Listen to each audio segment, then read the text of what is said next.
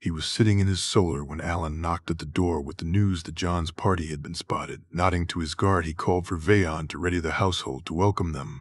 He found himself both excited and terribly nervous to meet John again after the 4 years the boy had been away from home. What would his boy be like? Had he changed? Did he know the truth? These and other thoughts were racing through his head as he walked down towards the courtyard. When word had come to him of the things John did, he had felt so proud of his boy.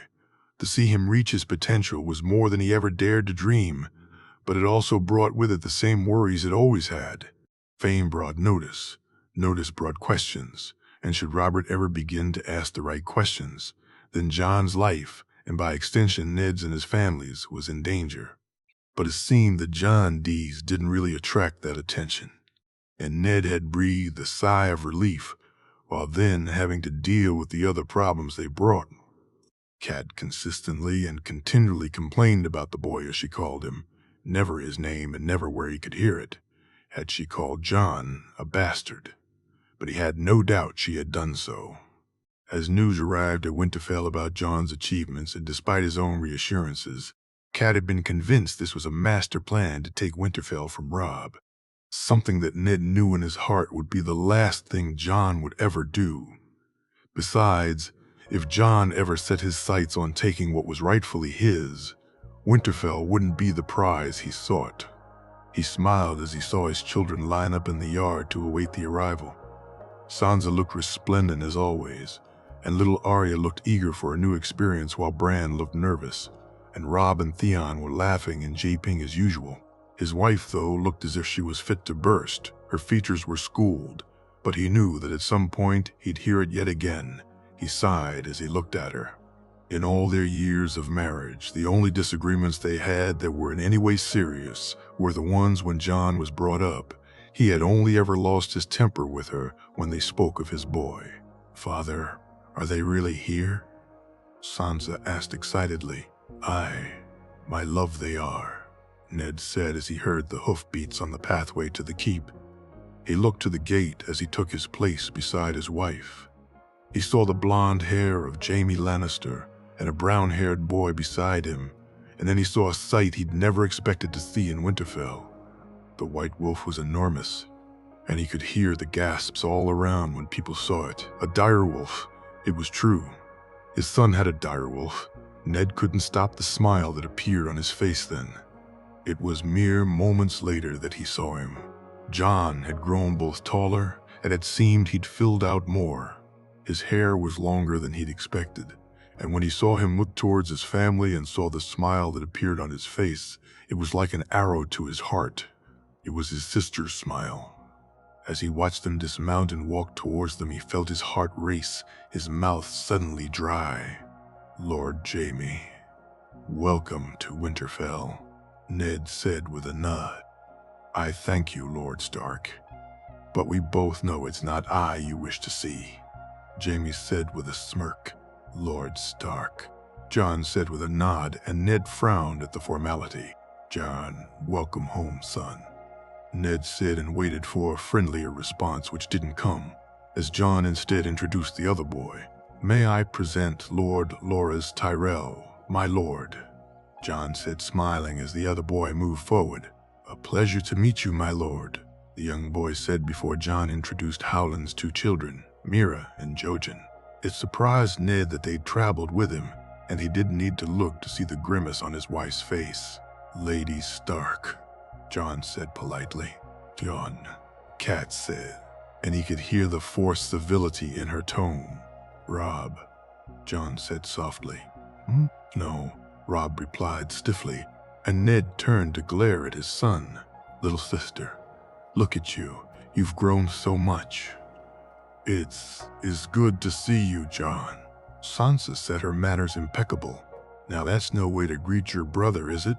Jon Geppet, and Ned felt his heart expand at the large hug and excited squeal that came from his daughter at something.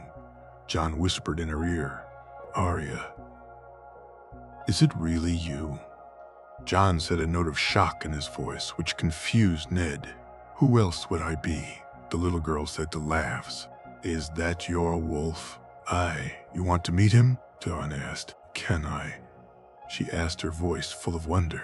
Of course, John said, and Ned watched as the wolf, which since John dismounted had been sitting quietly by his horse, suddenly got up and walked towards them. Its size becoming even more apparent the closer it got. "Ned, the children," Cat said loudly.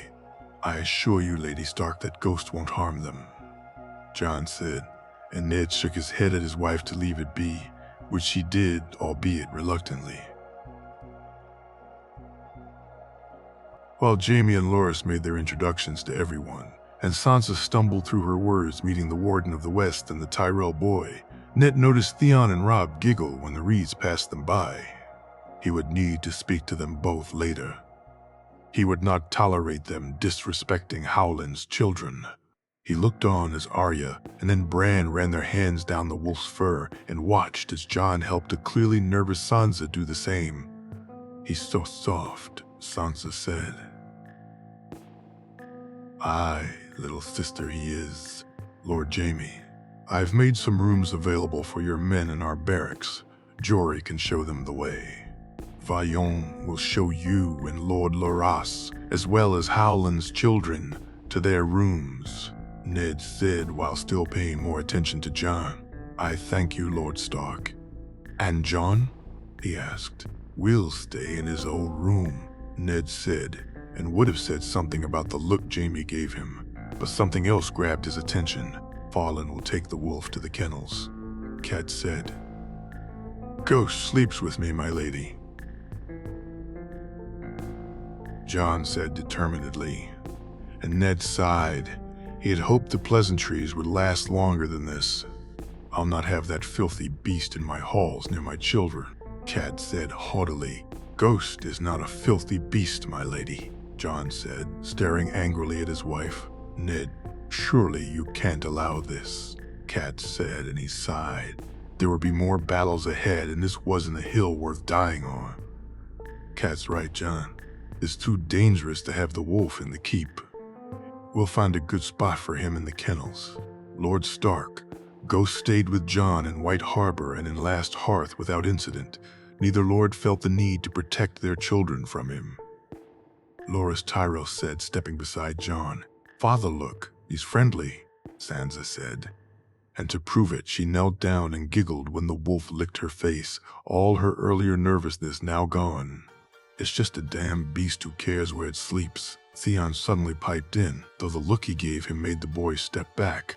"I think it's for the best, Jon," Ned said, looking to his son and hoping he'd see reason. "Very well, Lord Stark," Jon said.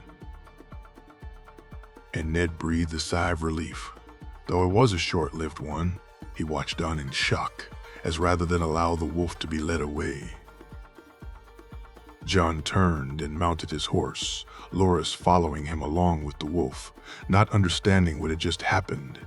It took him a moment to realize that they meant to leave. It was only when Lord Jaime nodded to him and made his way to his own horse that the reality of the situation dawned on him. He looked to see Sansa looking just about ready to cry, while Cat stood there with a satisfied look on her face. He couldn't allow this. "Jon, wait," he said as he moved towards them. "It's fine, Lord Stark. I'm sure we can find somewhere in Wintertown, and we can still visit," Jon said. "Do I have your word that the wolf will be under control, son?" Ned asked. "You do, my lord," Jon said, and Ned nodded. When Jon dismounted this time, Ned made sure to have him brought to his room straight away. He didn't want to give him time to change his mind again. He saw the happy smile that suddenly appeared on Sansa's face, and how Arya and Bran followed with their sister and Jon towards his room.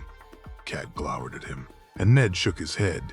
He'd deal with that later, as the others were shown to their rooms. He motioned for Robb and Theon to join him. "I saw you with the Reeds. You'll both behave better than that, do you understand?" "Aye, my lord," Theon said. "Yes, father. Now why don't you get ready to show your brother around the place? It's been a long time since you saw him," Ned said, and Robb nodded before he and Theon walked away. Ned entered the keep and walked to his solar, knowing his wife would either be waiting for him there or be along soon. their inevitable arguments soon to breach all the same subjects. How Jon was trying to steal Winterfell, how he'd shamed her brother. That one alone would take up most of the day. He knew what had happened in King's Landing. He did not know, but he found it hard to believe the story Cat told. That wasn't his boy. "He's not your boy," the voice said in the back of his mind. But he was, and Ned found it hard to reconcile the actions in King's Landing with Jon, different though he clearly was now. Jon. While Loras, Jaime, and the Reeds were housed in the guest wing, Jon had, unsurprisingly to him, been given his old room as he entered it with his sisters and brother. He was, however, surprised by how small and bare it was. Had it always been this way when it was his? He wondered as his things were brought in. He couldn't remember, but compared to the rooms he'd been housed in since, this was certainly the most lackluster. Still, though there was something comforting and familiar about the room, and as he sat on the bed, he smiled. "So I expect you want your presents, little sister?" Jon said, looking to Sansa.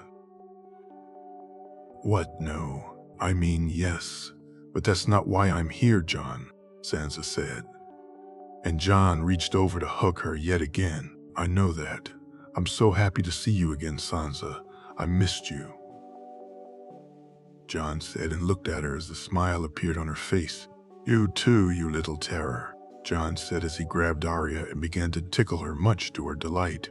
"Did you miss me, Jon?" Bran said, his voice small.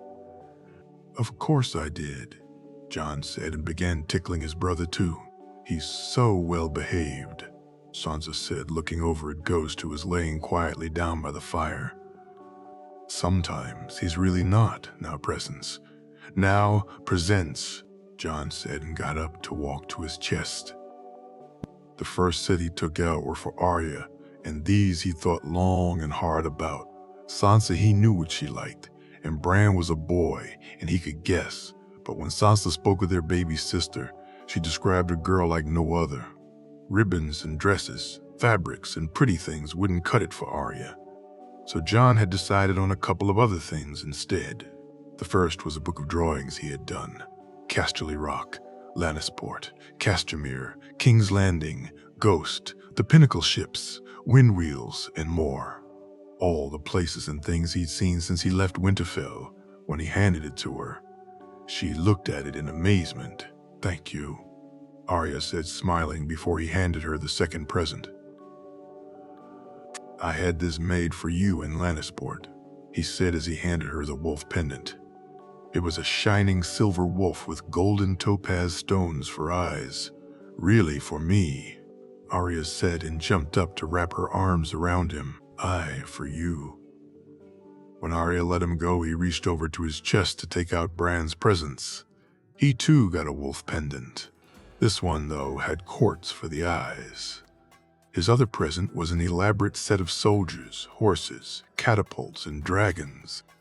They had belonged to a Syvas set, but Jon had had more of the figures made up, so there were now over 40 of them. "Do you like them, brother?" Jon asked. "These are mine." "Just mine?"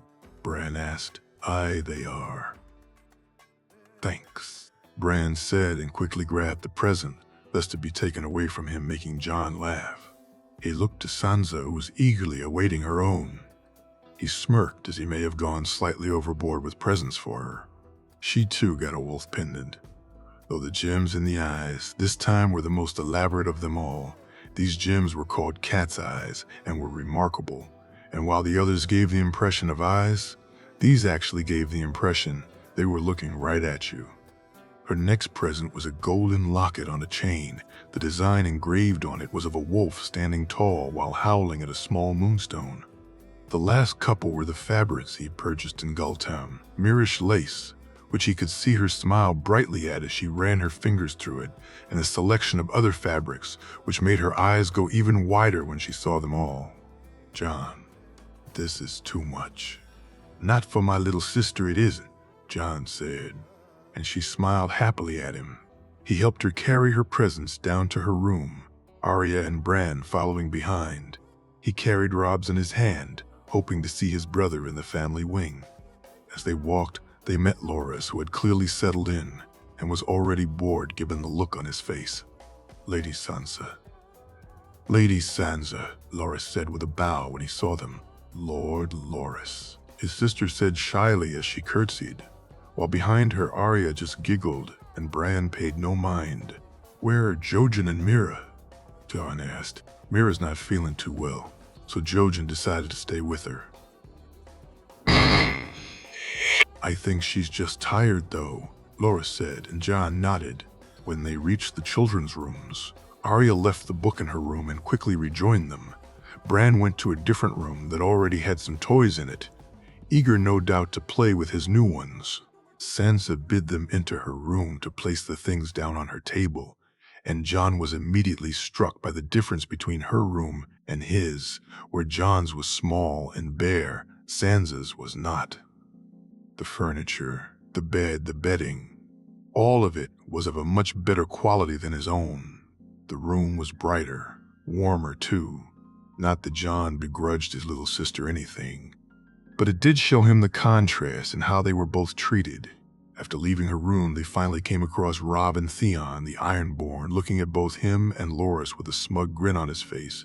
Jon handed over the presents he'd bought for his brother.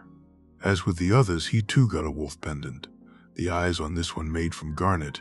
He'd also gotten his brother an ironwood bow, something which had taken a lot of work and coin to get the wood delivered to him. Thanks, no, Robb said half-heartedly. Robb, Sansa said, annoyed. What? That's the best you can do. After Jon brought you a present, you can barely thank him. I did thank him, didn't I, Snow? Robb said, smirking. His name is Jon, Loras said angrily. But Jon looked at him and shook his head before he said or did anything else. He's a bastard. They're called Snow, Theon said, wearing the same smug grin he had before. He's our brother, Sansa said loudly. Whatever, Robb said as he and Theon walked away, leaving the bow and pendant behind. I'm so sorry, Jon. I don't know what goes through his head sometimes. As for Theon, gods,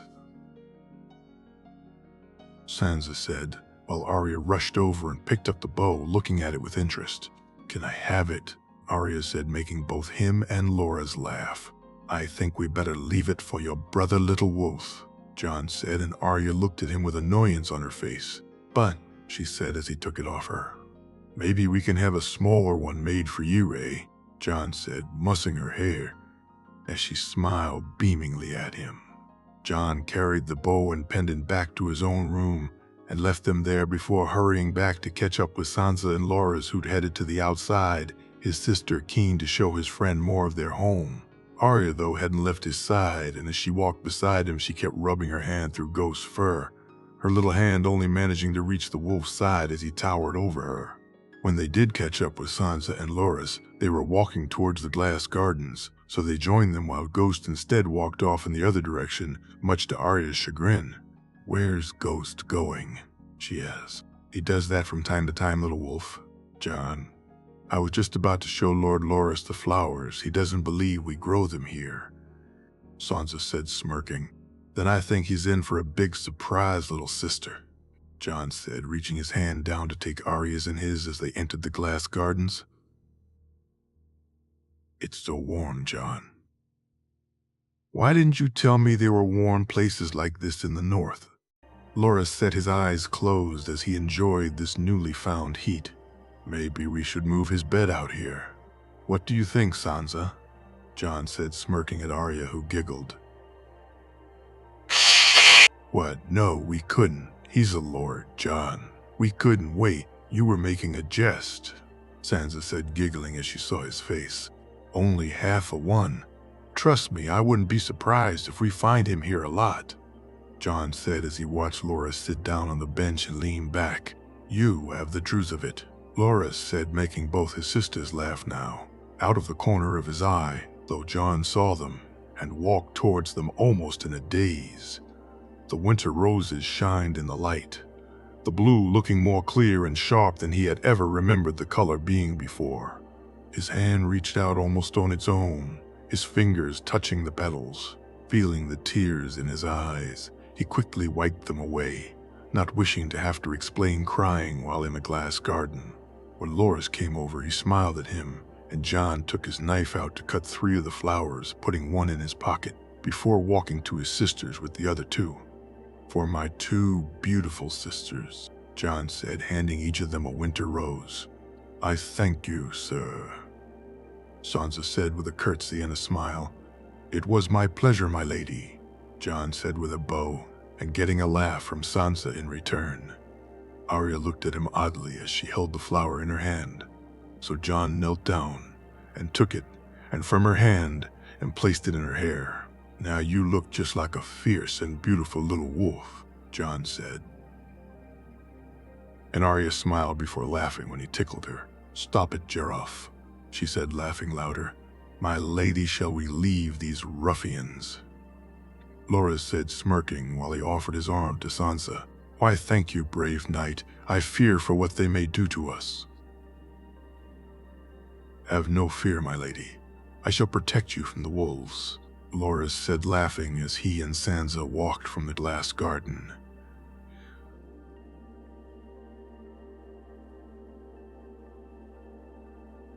"Apparently we're ruffians and wolves. What to do?" John said before kneeling down so Arya could climb on his back. They waited until Sansa and Loras left before John ran outside, Arya holding onto his back and shouting, "Faster, Wolfie, faster!" Arya shouted as John raced past Loras and Sansa, both of whom were doubled over in laughter. Catelyn. She was furious. That boy had only just arrived and already Ned was taking his place. He had humiliated her in the courtyard when all she had been doing was trying to protect her children from the bastard's beast. She had waited as long as she could, and despite trying to calm herself with sewing, it hadn't worked. She would need her husband to see clearly what she already knew, that the bastard was up to something. When the news had come of what had happened in King's Landing, she had stormed to her husband's solar to tell him how his bastard had tricked and shamed her brother, how he had said such horrible lies about her family. She had actually felt in some ways relieved, as it proved everything she had ever thought about the bastard and his nature, proved just exactly why she needed to be wary of him. But instead of listening to her, Ned had made excuses for the boy, had told her there must be some mistake. She had it in her own brother's words, had she not? Yet it still hadn't been enough for her husband to do anything about it. Even when news came that the bastard was coming to Winterfell, Ned had refused to listen to her and not allow him to come.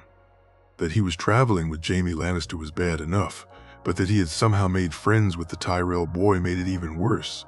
Her children should be friends with the first and second richest families in the realm, not Ned's bastard.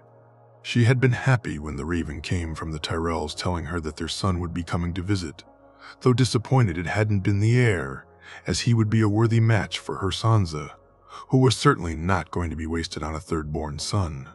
But he would do as a way to introduce the Tyrells to them. Robb could befriend the boy, and maybe they could organize a visit. If not the heir, then perhaps the daughter. Yes, that could work out well, she had thought. Lady Margaery would be a good match for the future Warden of the North. But then she had read that he was in the bastard's company. "Why is he with the bastard?" she asked Septa Mordane. "They are tricksters, my lady. Perhaps he's enraptured the boy," the Septa said. "But he's true-born. Surely he knows all about their ways?" "He's just a boy, my lady. Perhaps he's not paid attention to his lessons." "I shall have to welcome him all the same. Maybe once he sees Robb and spends time away from the bastard, he'll realize the truth." "That sounds like a wonderful idea, my lady. He could spend time with Lady Sansa too. My daughter will marry an heir Septa, nothing less." "Of course, my lady. I just meant that perhaps if he was allowed spend time with Lady Sansa, it would have him bring up his sister while speaking to her." Yes, that and befriending Robb. Lady Margaery could visit, she and Robb. Oh yes, indeed, that's a most excellent idea. But already she could see that there was no way she'd allow that boy near her family. He was already far too much under the bastard's spell, given what had just happened in the courtyard. Both he and Lord Jamie were. But there was nothing she could do about them. They were trueborns and lords. No, it was only the bastard she had power over, though he no longer seemed to think so. So now, as she stormed to her husband's solar, she'd make it clear to him that she did. She'd not have him walking around after humiliating her so. "Is my husband inside?" she said to Alan as she reached the door. "Aye, my lady," Alan said as he knocked and opened it for her. She walked inside and saw her husband sitting at his desk, his hand reading a raven scroll. She watched as he winced, then smiled and then winced again before putting the scroll down and looking to her. "My lady, please take a seat," Ned said. And she did so, though she had intended to stand. "I won't have it, Ned. I won't have him here. You saw what he did," she said angrily. "And what would you have me do?" "Cat, send him away. You think if I do so that Jaime Lannister won't leave too? Him and the Tyrell boy both? Maybe Howland's children also. They made it very clear in the yard just what would happen if the wolf wasn't allowed. Stay with Jon. How do you think they'd react to me sending Jon away? It doesn't matter anymore. He humiliated me in public, and you're just going to allow it to stand. Do I mean so little to you, my lord?" She said, her voice pleading. "Of course not. You are my wife. I'd not have you shamed more than I've already done myself. But you were wrong. Cat, the wolf is no problem and certainly no danger to our children. This is a raven from Lord Umber, this from Lord Manderley," Ned said, picking up both pieces of paper. "Jon and his accompaniment stayed in both their houses, and these ravens are full of praise for both him and his wolf," Ned said, smiling before he schooled his features. "Why was he staying with the Umbers? I told you this would happen. He's making friends with your bannermen, and you're doing nothing about it," Cat said, her voice agitated. "What would you have me do?" "Cat, tell him to turn down the deals he's brought to them, to turn down the coin he's brought to the north. Bear Island alone is soon to be as rich as the Manderleys from their deal, if what Wyman says is true. The Great John writes of a deal to sell ice which I do not understand, but if it's so, then the North can only benefit. My bannermen would not take kindly to me forbidding these deals," Ned said, looking at her. "So we're to do nothing about him trying to usurp your son, nothing about him trying to steal your bannermen away, and what of my humiliation, my lord? Will you do nothing about that too?" She said, tears falling from her eyes. "Cat, Jon would never try to usurp Robb. We have nothing to fear from him. He loves his family too much. As for this morning, I shall speak to him. Tell him how he's to act while here. Now, my lady, if there's nothing else." "You're a fool, Ned. You'll see I'm right, and when you do, I hope it's before the bastard throws us all from our home," Cat said as she left the solar. She should have realized her husband would do nothing. He was not a man of action. He was nothing like Brandon. He wouldn't have let a bastard humiliate her or allow him be raised with their children. Had Brandon lived then, Jon Snow would have been Ned's problem alone and wouldn't have been in a position to threaten her children at all had he done so. Then she had no doubt Brandon would have done whatever was necessary to protect her son's birthright. As she walked down the corridor, she heard loud laughing from outside in the yard. Racing to the nearest window, she looked down to see the bastard carrying her youngest daughter on his back, loud laughs coming from Arya. She looked on as Sansa was holding the Tyrell's boy's arm, and both were laughing as they watched the bastard pretend to be an animal of some sort. Though, was it really a pretense? Looking on, she saw her son and the Greyjoy boy looking on with disgust, and she smiled. At least her boy knew the truth of things, as she saw the bastard let her daughter down and then run as she chased him. An idea came to her head. She smiled when she looked back at Robb. Of course that was it. He'd put the bastard in his place, show him up for the lesser thing he really was. Yes, she would speak to Robb later. "Mama, look, Jon gave me," Bran said, holding up a beautifully carved dragon. "It's lovely, sweetling." she said as she turned to look at her baby boy and smiled. But your books are better, are they not? No, Mama Dragon, Bran said as he ran down the corridor making noises she assumed were supposed to be dragon sounds. She grimaced. Her daughters, her baby boy, the bastard was ingratiating himself with them all, while all the while he plotted to steal their birthright. Was there anything in this world more devious? Them, the baseborn. Jamie. He walked past Jon's room and shook his head. He understood why Ned Stark would place him in his old room, the man no doubt thinking his nephew would appreciate the familiar surroundings. But to Jamie it showed that the man knew nothing. He had to know that Jamie wouldn't have put him in such a room in Casterly Rock. So after 4 years for Ned to do so would only prove to Jon how little he ever had when he was here.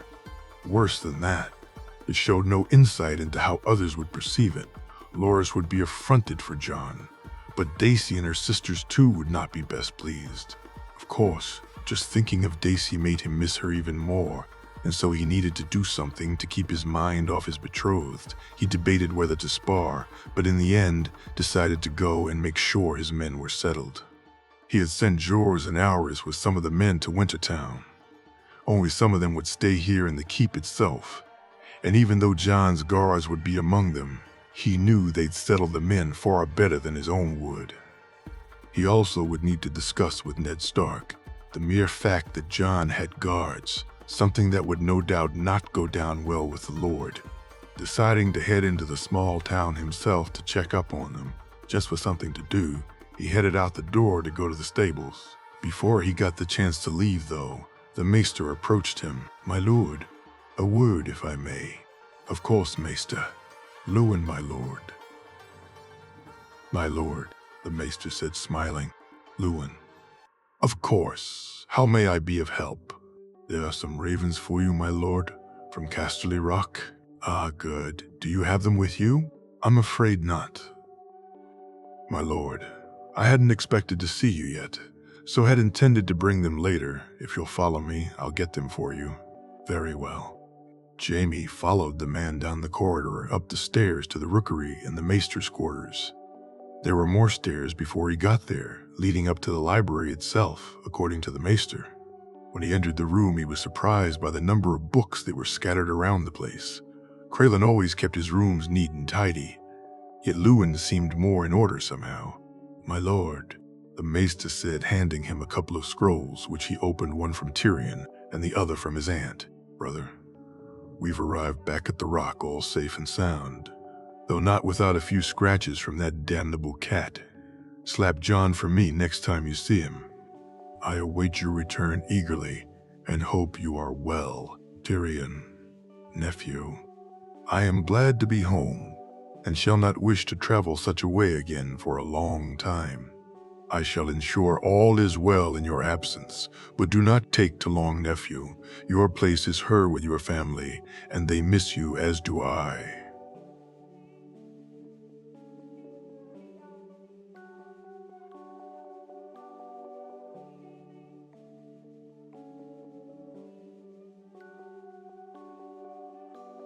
Jamie smiled reading the two messages.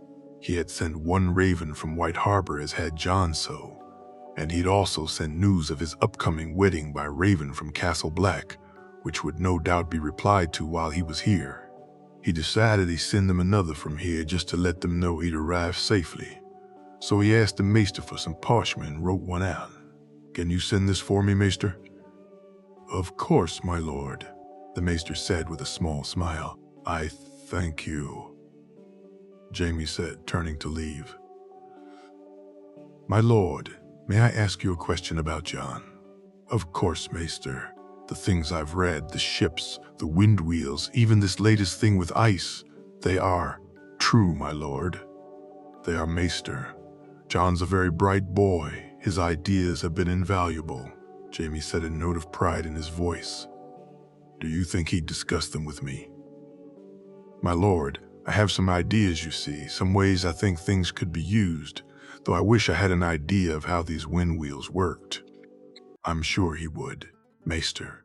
I'll speak to him for you. As for the wind wheels, I'm sure Jon has some drawings of them, or if not, he could no doubt draw them for you." "John draws, my lord," the maester said, surprise in his voice. "Aye, maester. He's quite talented too, as I'm sure you see for yourself. I look forward to it, my lord. I thank you for your help. Think nothing of it, maester." Leaving the room, Jamie decided to go do what he was about to when the maester had interrupted him, so heading outside, he walked through the yard. As he was looking for the stables, he heard the laughter coming from the main courtyard, so he went to investigate and couldn't help but laugh himself silly at the sight. John was chasing his young cousin around and making a large snorting sound which had the girl giggling, while her sister and Loras looked on. Every so often, John would stop and make a move towards his older cousin, forcing her to take refuge behind Loras, who stood ready to vanquish whatever beast John was pretending to be. "He seems happy," the voice of Ned Stark said from behind him. "Aye, he is my lord, Ned," Jamie said with a smirk. "I have not seen my two daughters have such fun in many a moon." John has a way with people, especially those younger than him. He and my cousin Joy are inseparable at times, and he and Loras take time to train and play with my other young cousins too. "With live steel?" Ned said. "No, John only uses tourney swords when training the children, though he and Loras have been using live steel for a number of moons now." "He's too young," Ned said, standing even closer to him now. "Is he? I've seen him wield a blade for over 4 years. There isn't a boy in the realm as good as he is, not just for his age, but older too. I doubt there's anyone close to him that's not in the lists, and in a year or two even, they won't be a match," Jamie said before laughing as John fell to the ground and both girls jumped on him, wiping mud into his face. "What happened in King's Landing?" Ned said when his own laughter stopped. John put a fish in its place. "Perhaps you should follow his example, my lord," Jamie said and walked away before Ned could respond. Loras, John's sisters. Cousins. No sisters, that's how John viewed them, and seeing him with them, it was hard for him to think of them any other way. His sisters were as different as could be. Sansa reminded him of Marjorie. She was polite, refined, and ladylike, while Arya, though younger and obviously because of that less proper, was anything but, and he doubted she ever would be. While Sansa observed courtesies, her sister almost spat on them. She was a wild little thing, and Loras couldn't help but like them both immediately. His brother, on the other hand, was everything they were not. Impolite, unrefined, and not very lord-like, but considering he spent his time hanging around with an Ironborn then, Loras shouldn't have been surprised. He had thought the Northerners hated the Ironborn. Certainly when Lady Dacey, her sisters, or Ser Jorah and his aunt spoke of them, they made it clear just what they thought of them. These people had reaved through the north for years. He also knew they'd attacked some of his own cousin's ships too. But the Ironborn walked around the yards of Winterfell like he was a visiting lord and not a hostage. Not even a ward would stroll around his foster home with the level of arrogance the Ironborn swaggered with. While John had been playing with his younger sister, and when he and Sansa weren't being dragged into the game, Loras had spent his time watching the two of them sniggering while staying on the outskirts of the yard. "That was so much fun," Sansa said before shrieking as a mud-covered John moved towards her. "Come here, little sister. Give your brother a hug," John said, and Loras laughed as the girl hid behind him again. "Oh, you really shouldn't do that, Loras," John said as he wiped some of the mud and made a move as if he was going to cover Loras with it. "Don't, John, please," Sansa said, laughing. "Very well, little sister, but this isn't over," John said, and he and Arya walked to his room, the little girl not moving away when John pretended to wipe the mud in her face, though he didn't do so. "Lady Sansa, shall we?" Loras said, and Sansa giggled as she took his arm. "Tyrell." He heard a voice call from behind him and turned to see Robb and Theon approach. "His name is Loras," Sansa said determinedly, still holding his arm. "I'm sorry, my lady, Loras." Theon said mockingly. What, Greyjoy? Loras said, and Sansa laughed openly. We were wondering if you'd like to join us for a spar, Robb said with a charming smile. I'm afraid I'll have to refuse, Lord Robb. I've a previous engagement. You see, a lady who needs escorting, Loras said, and he and Sansa moved to walk away. Ladies and bastards, you keep odd company, Tyrell, Robb said, laughing, while he suddenly felt Sansa grip him tighter. Far better company than squids, though, Loras said as he walked away to load, muttering. Thank you, Sansa said softly. For what, my lady? Loras asked.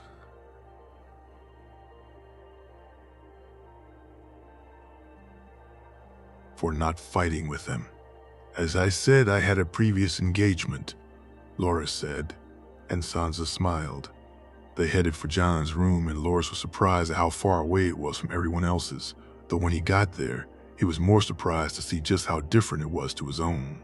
Loras's room, though not as luxurious as his quarters in Highgarden or the Rock, was compared to this one vastly superior. That they would put his friend here annoyed him.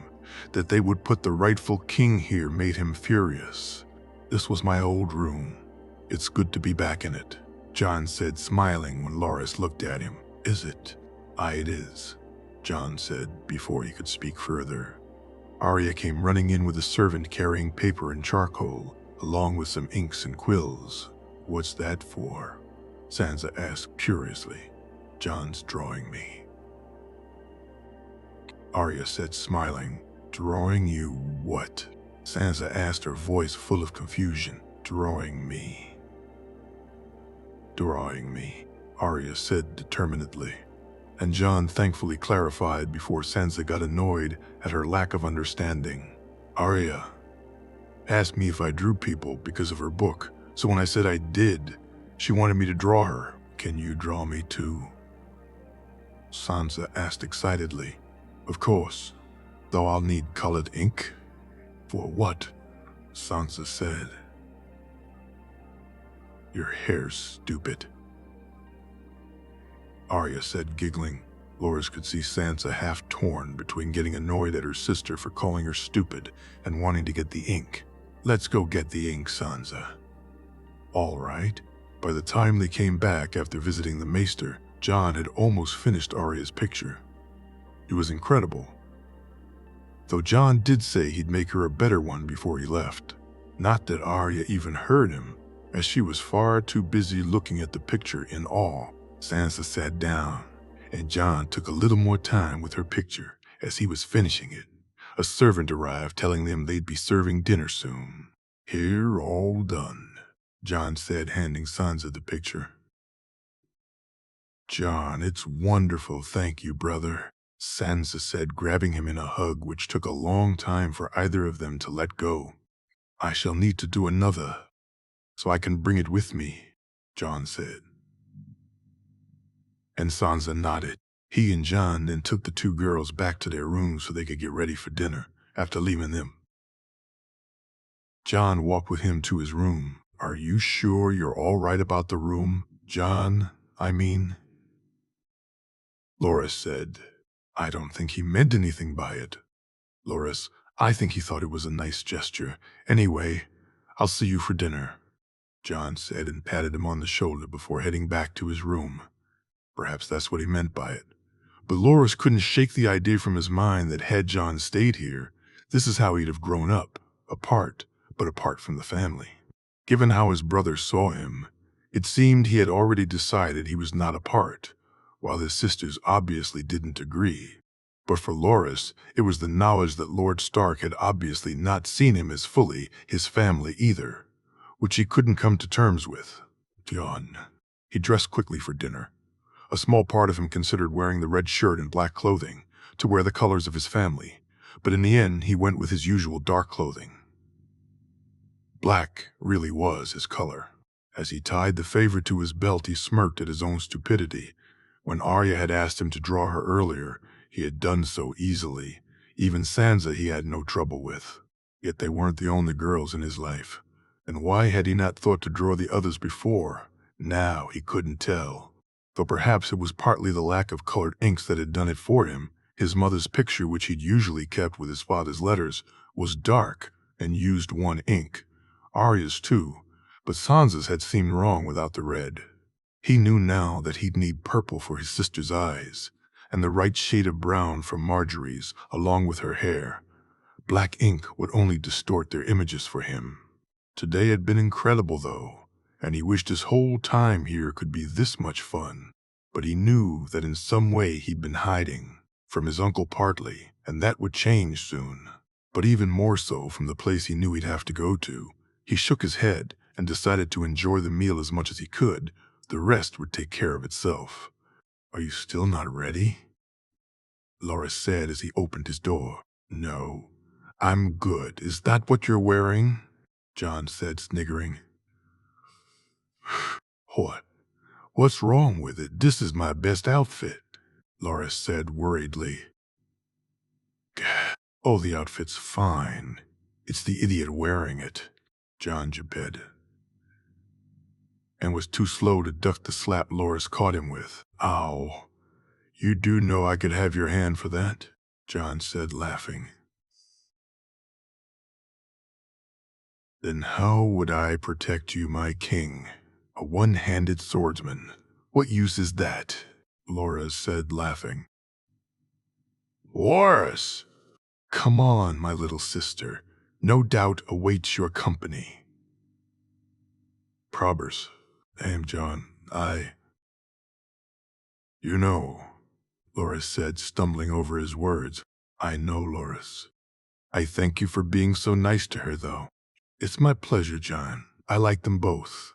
Me too."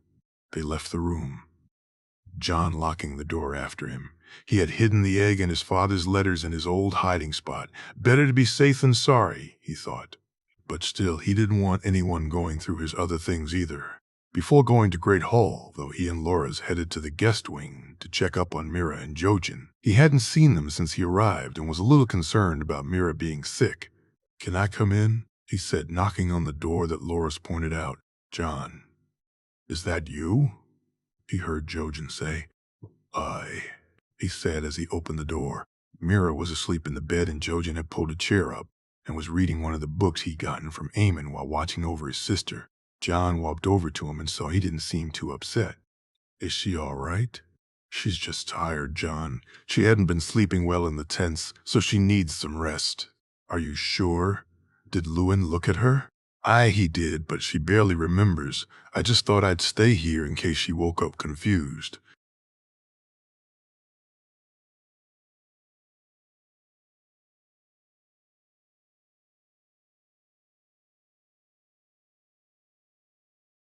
"I did. You go eat, Jon. We'll see you on the morrow," Jojen said with a smile. "You sure? I can stay if you like." "No, go be with your family, thanks, though." "All right. See you on the morrow." "Good night, Jon." "Good night, Jojen, Mira." He looked at the bed and nodded before leaving. Loras had waited outside while he spoke to Jojen, so when Jon left the room he looked to him and nodded. They were fine before they headed to the Great Hall. He was glad his uncle had not decided on a formal feast. There would be no dancing or music tonight. Instead it was just family, Jaime, Loras, and the household. When they entered the Great Hall,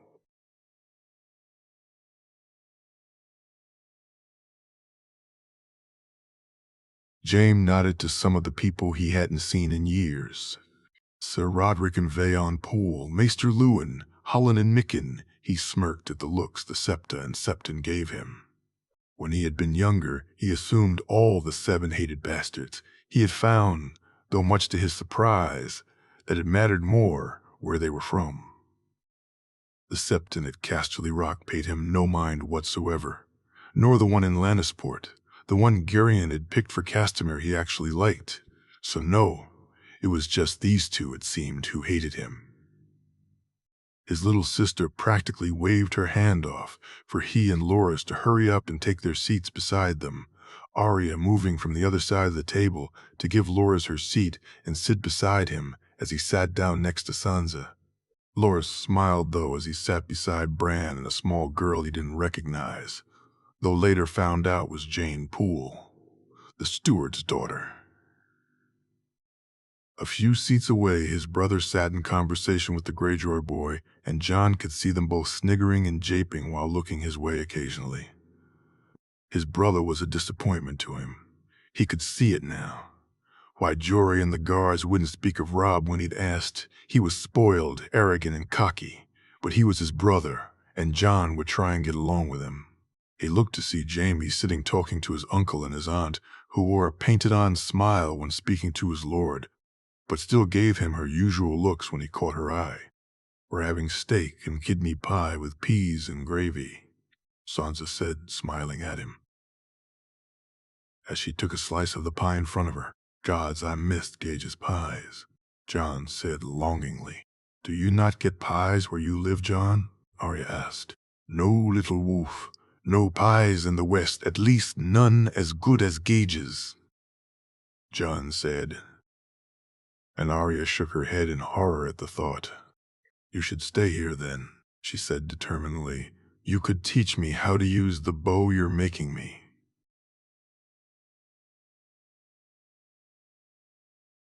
"What's that? You're making a bow for a little girl?" "Snow," Robb said, laughing. "Aye. It seems unlike some people Arya actually appreciates gifts," Loras said loudly. "What's that you say?"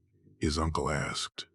"Nothing, my lord," Loras said when he saw the glare Jon sent his way.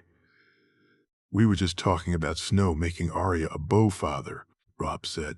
"I think you're too young yet for such a thing, young lady," his uncle said, and Jon couldn't help but disagree.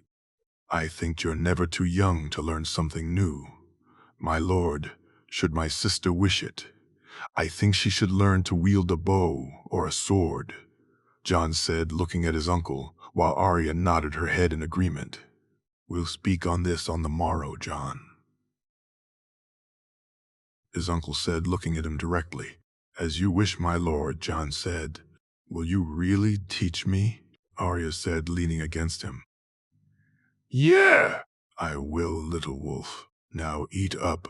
You'll need to be bigger and stronger to wield a sword, won't you?" Jon laughed as his sister started to swallow her food quicker. "Arya, slow down," Sansa said from beside him, as little bits of crust began to fall on her lap from Arya's mouth. The meal was one of the best he'd had in years. Loras and Bran spoke a little on spars, while he also spoke to both his sisters, giving each of them as much of his time as he could. After the meal, Arya ran up to her father to show him the picture he'd drawn of her, which in turn led Sansa to head back to her room for her own picture. Even their mother smiled at the pictures, though still she gave him the same look. Jon decided to use the excuse of being overly tired from their travels to do what he wished, though, and ignored the snide remarks Robb and the Greyjoy boy made, though was pleased to see the annoyance in his uncle's face at them both. He bid good night to them all, but before he got the chance to leave, his uncle got up and accompanied him some of the way back towards his room. "It's good to see you well, son. I hope you know that." "I do, Lord Stark," Jon said, and his uncle grimaced. "We should speak on the morrow, Jon. We've much to discuss." "That we do, my lord. If you'll forgive me, I'm most tired." "Of course. Good night, Jon." "Good night, my lord," Jon said as he unlocked and entered his room. He waited a few minutes until he was sure his uncle had headed back to the hall before leaving his room.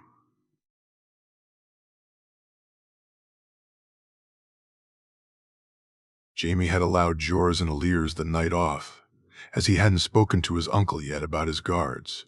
So Jon found himself alone in the corridor. He moved quickly and made it outside with no problems, moving in the shadows.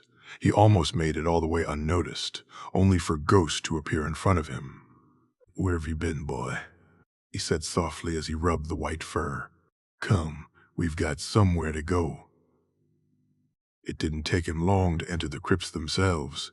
He picked up the unlit torch and, lighting it from the one nearest the door, walked by the statues. He reached his grandfather's first and closed his eyes before leaning in to touch it. He silently said a few words and moved on to his Uncle Brandon's and did the same, before placing the torch on the wall and looking at his mother's. Reaching into his pocket, he took the winter rose out and placed it in her open hands.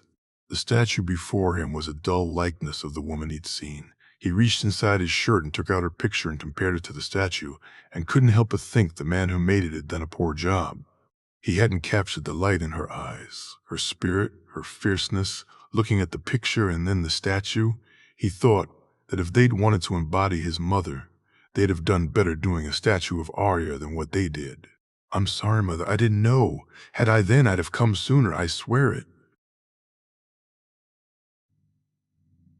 Jon said softly as he felt the tears begin to flow. "I don't know if he'd have told me. I may have gone my whole life not knowing who you are, not knowing how close you were. As it is, I've gone 10 years without you, and every day I wake up and wish you were here with me. I'm doing it, Mother. Doing what you asked me, what you wanted me to do. I will be the king the realm needs. I will fulfill your promise. I swear it on the old gods and the new. I swear it. I love you, Mother, now and forever." Jon ignored the tears that were rolling down his face. Ghost stirred beside him, and Jon rubbed his hand on the wolf's fur before turning quickly at the sound of the footsteps that seemed far too close. "Your mother would have loved you with everything she had. It was the only she knew how to love. I, too, miss her every day. I miss when wolves roamed these halls, when a she-wolf refused to be cowed.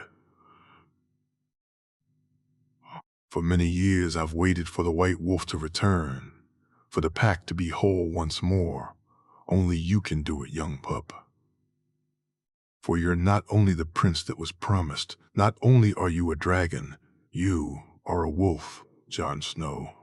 The blood of the kings of winter flows through your veins, and the time has come for you to howl," Old Man said, smiling as she reached down to rub Ghost.